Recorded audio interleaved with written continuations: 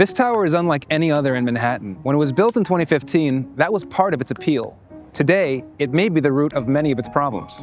I'm Stefanos Chen. I'm a reporter with the New York Times, and I've been reporting on real estate for more than a decade. Most towers are designed to taper at the top or with architectural flourishes that make them more aerodynamic. In the case of 432 Park, the building is a straight up and down rectangle. The skinnier a tower is, the more concern there is with sway. As a point of comparison, 432 Park is similar in height to the Empire State Building, but far skinnier. The Empire State Building has a slenderness ratio of 3:1.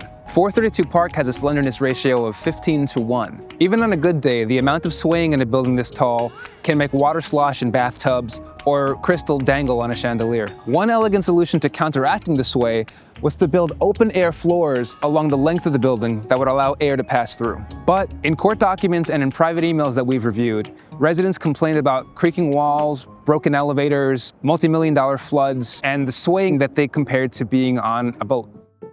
It's common that buildings can be built with a concrete facade, but a building of this height, of this slenderness, it really hadn't been achieved at this level before.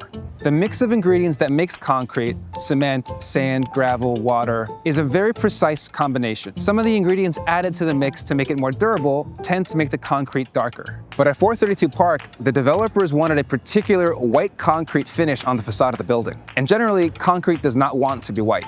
In one exchange about the color of the facade, one structural engineer put it succinctly: color or cracks. Despite their concerns, construction went ahead anyway. Experts describe some of the damage as honeycombing, which you could picture as small divots, pockmarking on the facade, cracks, voids, and in some cases, chunks of concrete that are missing. Several repairs have been made to the facade of the building over the years, but the most recent inspection submitted to the city suggests that new cracks may be forming.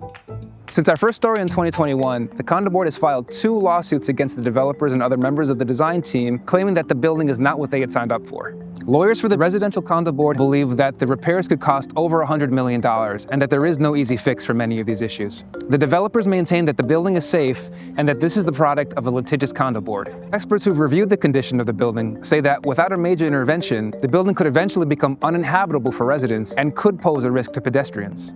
When it was first constructed, the tower was considered an architectural marvel. But in the years since, and as the condo market has cooled, for some, it represents something else: the limits of what we can do with super tall towers.